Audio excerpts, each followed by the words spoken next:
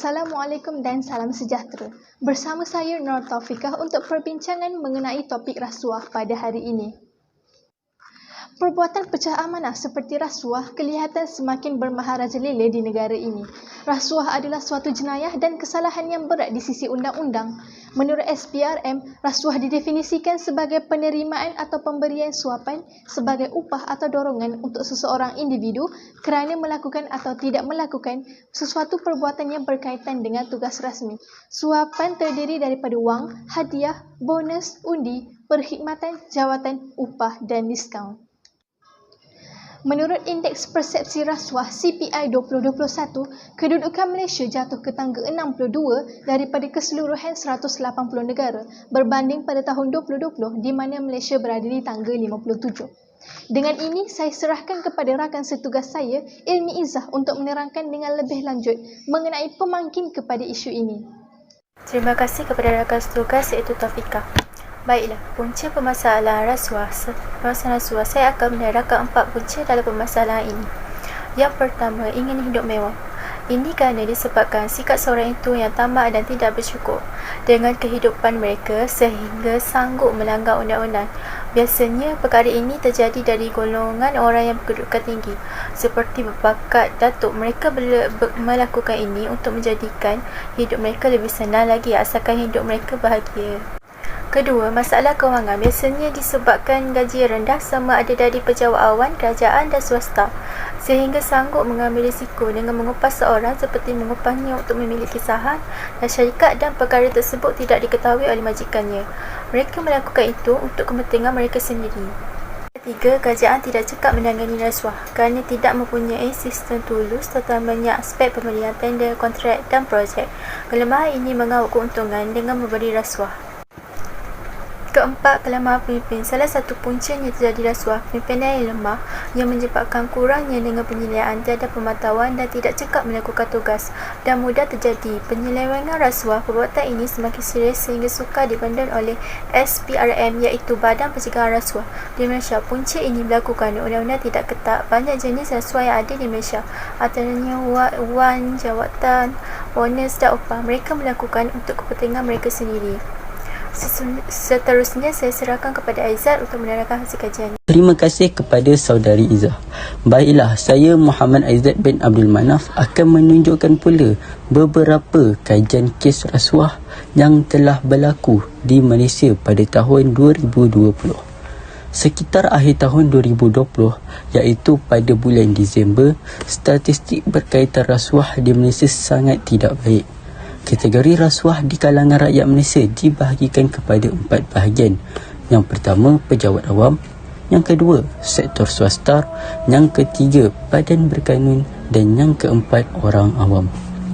Mengikut maklumat yang diambil dalam laman web rasmi SPRM, iaitu Suruhanjaya Pencegah Rasuah Malaysia pada Disember 2020, menunjukkan bahawa kes rasuah dalam kalangan penjawat awam mendapat peratusan paling tertinggi dan diikuti oleh orang awam dan sektor swasta, manakala 0% untuk badan berkanun. Seterusnya, saya akan kongsikan pula contoh kes rasuah di kalangan penjawat awam yang tertuduh bernama Fasmawi bin Abdul Wahab. Beliau merupakan seorang penjawat awam yang bekerja sebagai pegawai imigresen di Johor. Kesalahan yang telah dilakukan oleh Fasmawi bin Abdul Wahab adalah telah menerima wang daripada Nixon Lindang anak David melalui akaun simpanan Maybank milik dirinya, yang mana diketahui bahawa Nixon Lindang anak David mempunyai hubungan dengan kerja-kerja rasminya. Tertuduh Fasmawi bin Abdul Wahab dijatuhkan hukuman di bawah Seksyen 165 Kanun Kesiasaan, yang mana dijatuhkan hukuman penjara 3 bulan dan denda RM2,000 Malaysia. Baiklah, sekadar itu sahaja kajian kes yang dapat saya kongsikan setakat ini. Seterusnya, kita akan mendengar pula solusi rasuah dalam konsep Islam yang akan dibawakan oleh Sofia Nabila.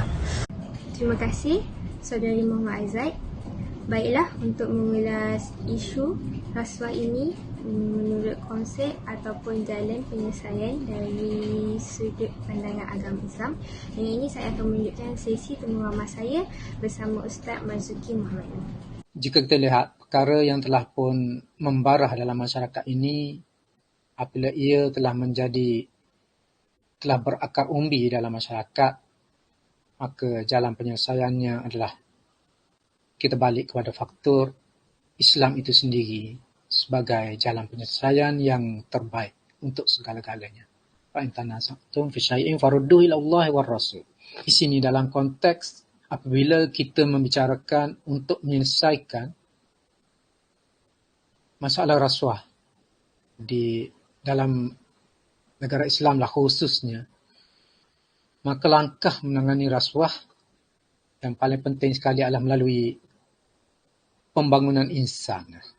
Pembangunan insan secara fardu ain yang wajib pada setiap Muslim dalam aspek ilmu akidah, keimanan kepada Allah dan hari akhirat khususnya, di samping rukun iman yang lainnya.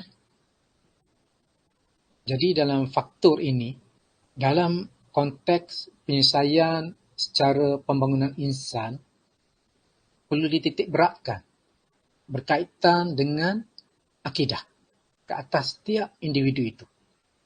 Itu dengan memberi penjelasan mengenai akibat yang akan ditanggung pada hari akhirat kelak.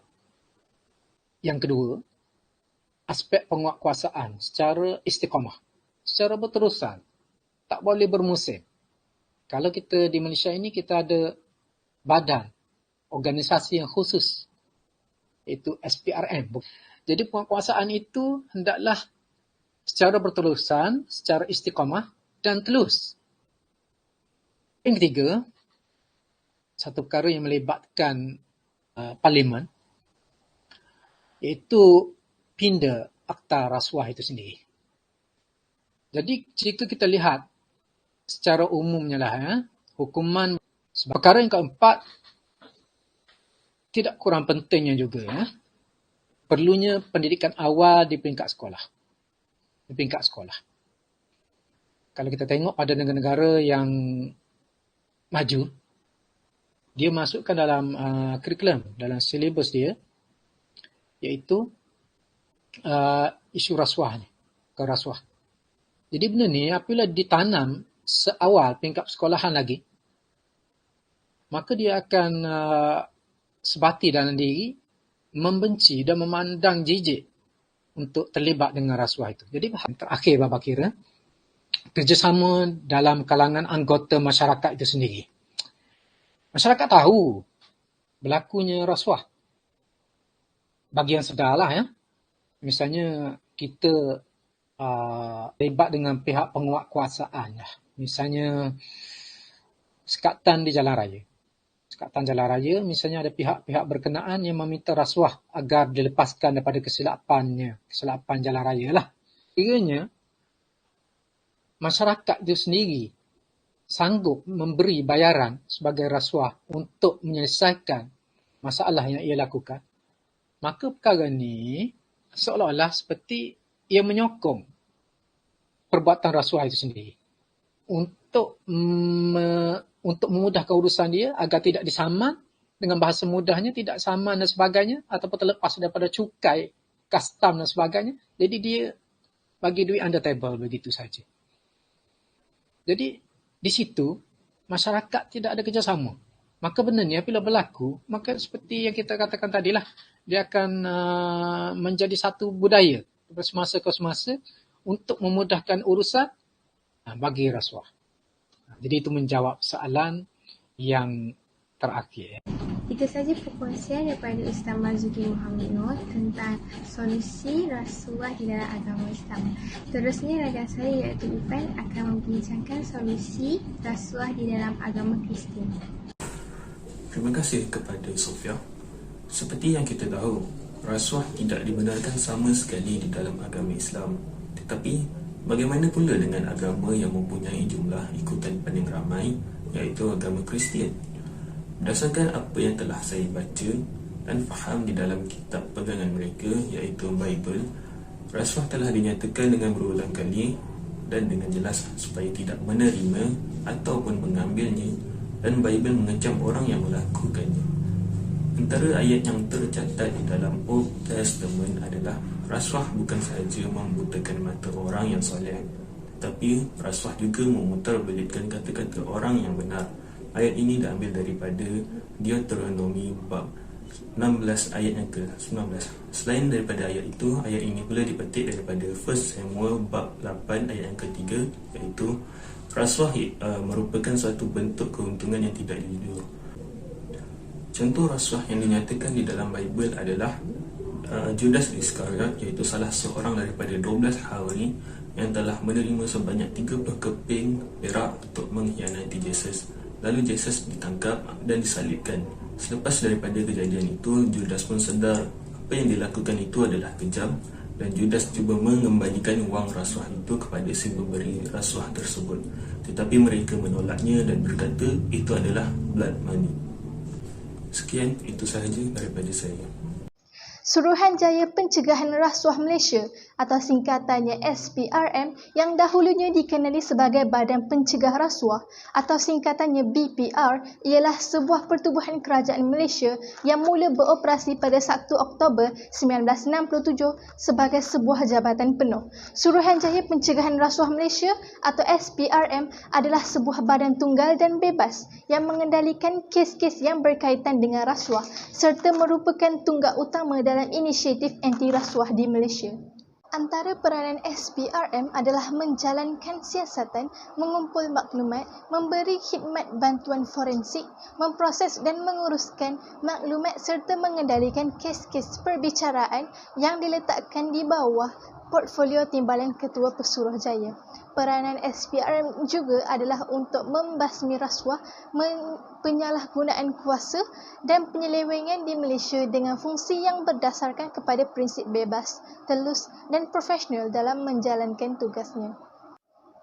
Jika anda merupakan saksi kepada jenayah rasuah, segera laporkan kepada pihak SPRM supaya jenayah ini dapat dibanteras. Sekian sahaja dari saya. Assalamualaikum dan salam hormat.